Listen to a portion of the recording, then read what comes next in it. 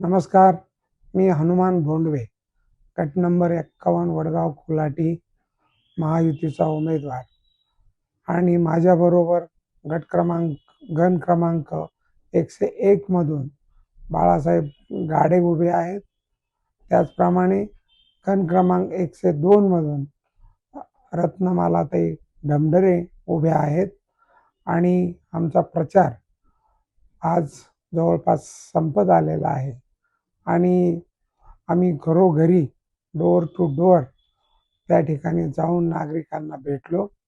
नागरिकांच्या चेहऱ्यावरचा जो उत्साह होता आणि आम्ही ज्यावेळेस सोसायटीत जायचो त्यावेळेस त्यांचा जो आम्हाला प्रतिसाद मिळाला त्यावरून असं वाटतं की आम्ही बहुमताने या ठिकाणी निवडून येऊ अशी आमची खात्री झालेली आहे.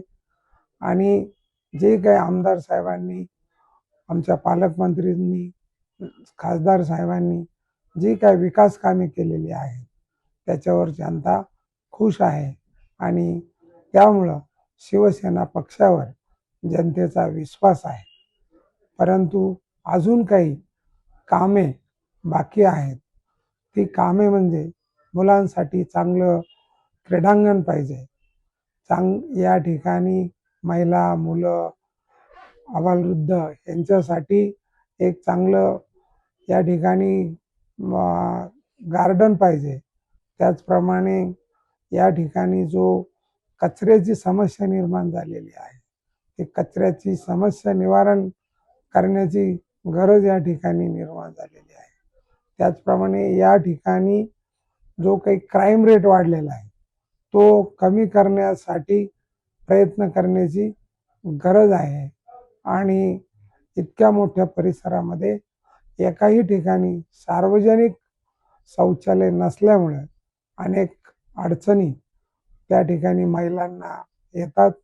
त्यामुळे या ठिकाणी ज्या ठिकाणी गरज आहे त्या ठिकाणी सार्वजनिक शौचालय उभारण्याची गरज आहे.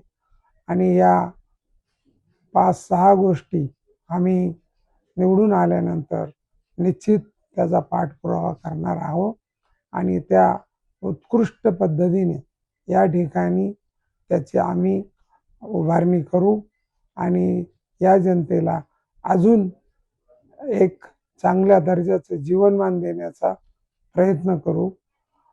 आम्हाला या ठिकाणी खात्री वाटते की आम्ही माननीय आमच्या पक्षाचे मुख्य नेते एकनाथराव शिंदे साहेब आणि माननीय आमचे पालकमंत्री श्री संजयजी शिरसाट साहेब, आमचे खासदार माननीय संदीपानजी भुमरे साहेब यांच्या आशीर्वादाने आणि यांच्या कामाने आम्ही या निवडणुकीमध्ये खूप प्रचंड मताने निवडून येऊ अशी मला या ठिकाणी खात्री आहे.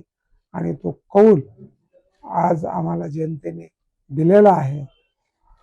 तरी आम्ही त्या जनता जनार्दनाचे मनापासून आभार मानतो आणि या संपूर्ण प्रचार प्रक्रियेमध्ये म्हणजे मतदार आमचे प्रचारक झाले होते.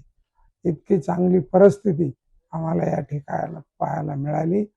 ज्यांनी ज्यांनी आम्हाला साथ दिली त्यांचे आम्ही मनपूर्वक आभार मानतो.